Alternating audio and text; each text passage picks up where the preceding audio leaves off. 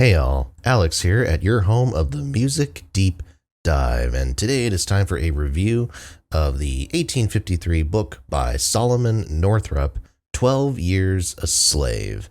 Solomon Northrup, I believe I mentioned when I was talking about other slave narratives and some of the videos that I did about them a few months ago, that there was one notable one that I had yet to talk about, and obviously this is the one that I'm referring to.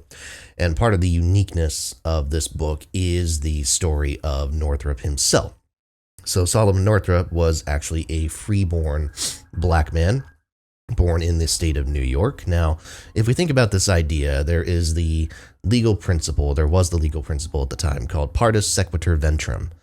Now, this principle was essentially the foundation for the sort of, family of slaves idea, I suppose you could say, where the birthright of a child is dependent on the class of his or her mother. So if a child was born to a woman who was enslaved, they were considered enslaved themselves. And of course, this principle was used to great success, I suppose, by a lot of plantation owners for keeping entire families enslaved. Of course, there's a whole kind of aspect of, raping women and things like that, and kind of the quote unquote incentive that there was to do that for plantation owners because of this idea of essentially free labor, because of this principle. Again, very horrible. The flip side of this, though, was depending on if the mother of the child was a free woman of color, then the children would be considered free. So in this case, Solomon Northrup's mother was a free woman, so Northrup was born free. And the backstory to 12 Years a Slave is that Northrup, at the age of about 32, was captured by a couple of slave traders and was sold into slavery, where he would spend the next 12 years of his life. A man who, again, grew up in freedom, was a free man, was literate, held a job, everything else, spent 12 years in forced labor and endured everything that had to go with that.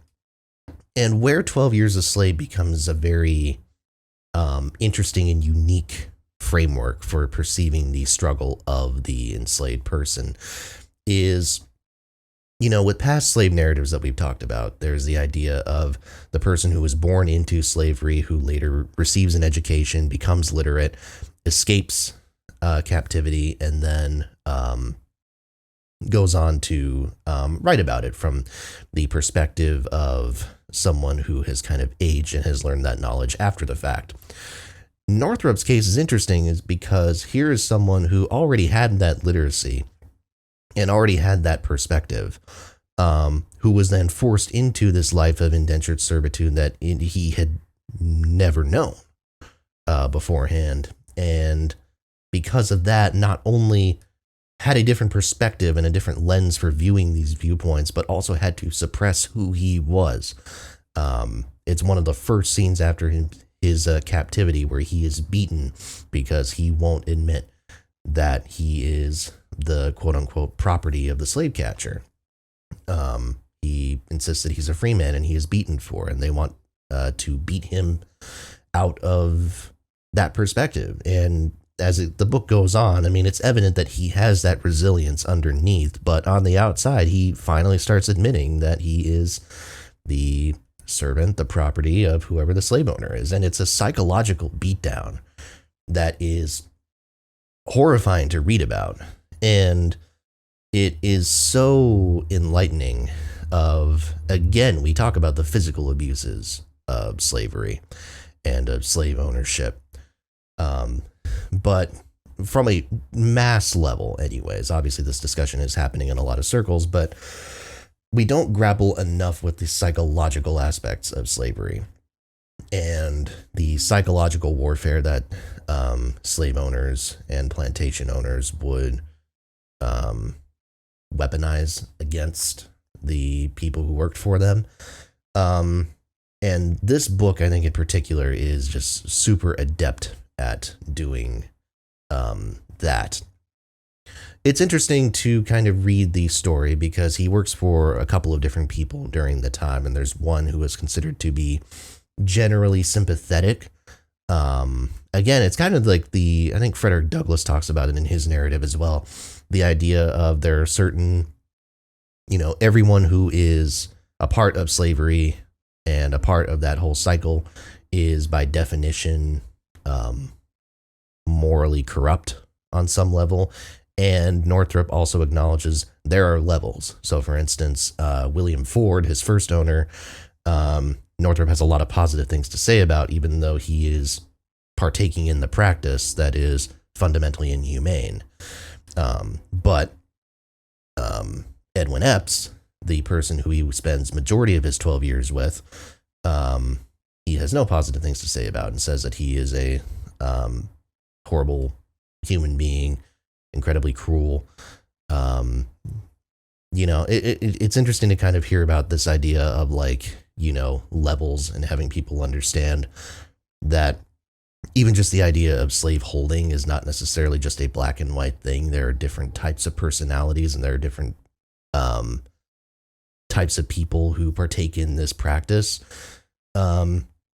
And I feel like maybe the angle here that Northrup and the people publishing this novel are trying to get at is that there are some people who might be in the practice of holding slaves that potentially could be just convinced to not to by moral arguments. Like someone like Edwin Epps, you're not going to morally ever convince, but someone like William Ford, perhaps.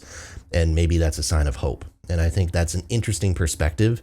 Obviously, we know that ended up not happening, but still at the time, especially in 1853, this is right after Uncle Tom's Cabin was published. Everyone's in an uproar over that. Fugitive Slave Act is a big deal. It's a hell of a read. But yeah, the story of how he is interacting, how Northrup is interacting with his situation, how he kind of grows to accept it on some level, but then there will be moments where he tries to make an escape. And yet throughout the whole time, he also never forgets about his family back home. Remember, he has a wife and kids too. And when, of course, he eventually gains his freedom, he comes back and his youngest child is already married with children. I mean, it's, a horrifying thing to read about, but it's powerful, and it, and it's a story of perseverance. It's an incredible story of perseverance. And the way that Northrup gains his freedom over time by talking and by convincing people of his argument, and the actual legal battles that had to occur in order for his freedom to be obtained, are also very interesting to talk about. I should say as well that I have not seen the film that everyone says is fantastic, the Academy Award winning motion picture, directed by Steve McQueen. I have not seen that film. I hear it's fantastic, but I will say, if you have seen it and you have not read the book, I think reading the book is super important, especially if you already have a little bit of a basis in this type of stuff. Maybe you read Narrative of Frederick Douglass in high school or something like that. 12 Years a Slave, I think this is a very interesting, unique perspective to the horrors of slavery and slaveholding. I think especially in regards to the Fugitive Slave Act and the idea of capturing freed people, and the fact that that was not only a thing that happened but was encouraged. Again, really just kind of shows the horrors that were a good chunk of America in the 1850s. And I think, again, it's not surprising why this book, not to the same extent of Uncle Tom's Cabin maybe, but blew up and became a national bestseller really quickly, and really helped kind of stir the pot and uplift those kind of anti-slavery sentiments across the country. So, again, it's powerful. It's heavy, as any slave narrative is, but it is essential reading, I think, if you are trying to understand this period, this sordid period of American history. So, cannot recommend it enough. Check it out and let me know what you think. Thanks so much for watching. Please make sure to like, comment, and subscribe. As always, more reviews are to come. Hit that bell for notifications and tell a friend as well. Thanks so much, and I will see you next time right here at your home of the Music Deep Dive.